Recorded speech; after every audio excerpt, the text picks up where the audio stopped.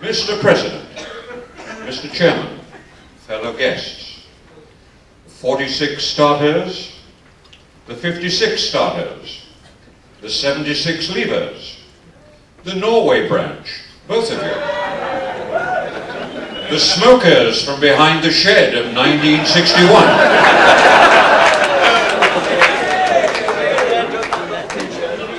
and Jeremy Beadle. Your chairman has just said to me, would I like to speak now, or shall we wait a little longer and let them continue enjoying themselves? I do feel rather claustrophobic on the top table, surrounded as I am by lawyers. In fact, I feel distinctly uneasy. That's because I find most lawyers are like rhinos. They're short-sighted, they're thick-skinned, they're horny, and they're always ready to charge.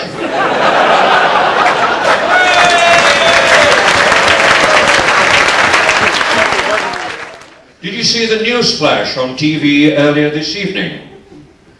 The person who hid Lord Lucan and Shergar has been identified. Yes, it was Dave Bush. They were found in the Jessup House trophy room.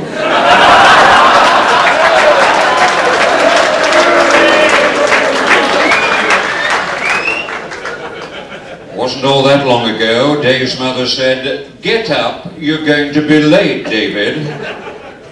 Dave said, "I don't like school, Mother." His mother said, "I really think you ought to go, son.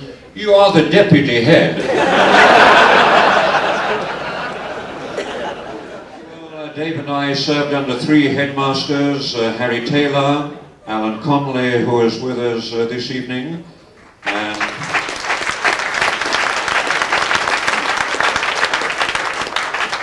our President, Clive Watkins, who is obviously on the top table. All renowned sportsmen. I think Clive is more into computer games, though, than... I am pleased to say that the present school ethos is not the one existing in a school known to us, where the teachers are afraid of the head is afraid of the governors are afraid of the council is afraid of the parents are afraid of their children, the children are afraid of no one.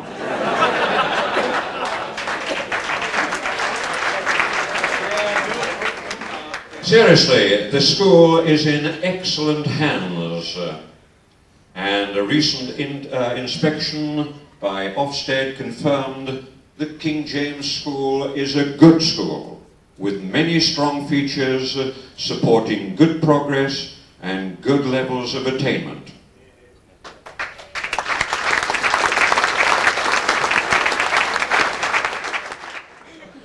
But if you're a teacher and to survive that length of time, I think you need a sense of humour, which I've been reminded about by a number of people coming to me this evening. But Graham was mowing the square at Arkinley, and unfortunately the mower broke down. He says, "My bloody mower's broken." He said, "What am I going to do?" He says, "I know what I'll do." He says, "I'll go over to Reg Carter's." So he went, he thought, I'll go to Reg Carter's. He says, "What did I say?" He says, "My bloody mower's broken down." That's what I say. And I'll ask him if I can borrow his. That's what I'll say. So and then he thought, well, what's Reg going to say? Reg will say, "You've broken your lawnmower, have you, Graham? Then it's highly likely you're going to break mine." That's what he'll say. So Graham went over to Reg's and knocked on the door. Reg came to the door. Graham looked him in the eyes and said, "You can stuff your bloody mower."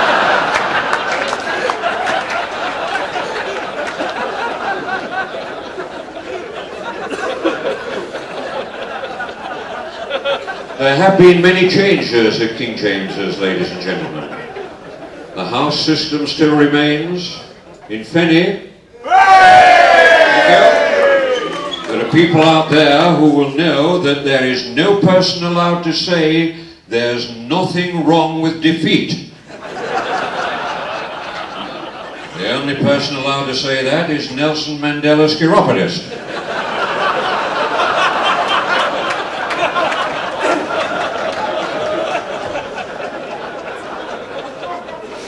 As our MC here hears me doing this for free, he's writing everything down. This is copyright. What? We've ample evidence here this evening, Mr. Chairman, of outstanding academic, professional and sporting eminence. And we think of the Old Almondburians' contributions here. I remember when I made my debut with the Old Almondburians Soccer Club, to be welcomed by Jeff Riley, and Jeff said, we train on 4 evenings a week. I said, 4 evenings a week? That's a lot, isn't it, Jeff? He said, well, we usually have some form of entertainment after the training session. He said, on Tuesday evening, he said, we have a poker school. I said, I don't play cards. He said, well, on Wednesday evening, we have a boozer. I said, I don't drink all that much. I do like my boiled onions. He said, on Thursday evening, we have a few girls in. I said, I'm not interested in girls. Jeff said, you're not gay, are you? I said, certainly not. He says, oh, well, there goes Friday night as well.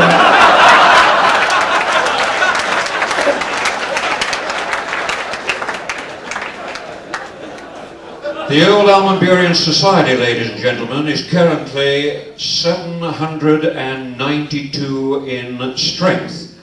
I'm sure by the end of the evening this will be pushing something like 850. We hope so. I'm almost there, Richard. Has your pen run out? Or... The future for King James's School is bright. The foundation was laid by the headmasters and the staff over the years, and we acknowledge that there have been many changes, will ensure that the future is and will remain bright. Can I also pay a tribute here to all the ancillary staff in the office, the kitchens, the caretakers, the cleaners, all working to make King James's the school that it is.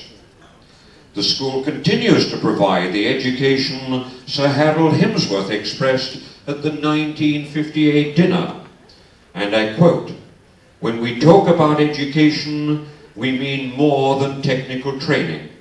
We should mean the training of pupils to excellence as human beings. Whatever the future adjustments, this must always be strived for.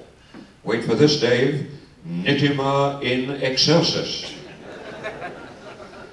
Well, they laughed when I said I wanted to be an after-dinner speaker, but they're not laughing now.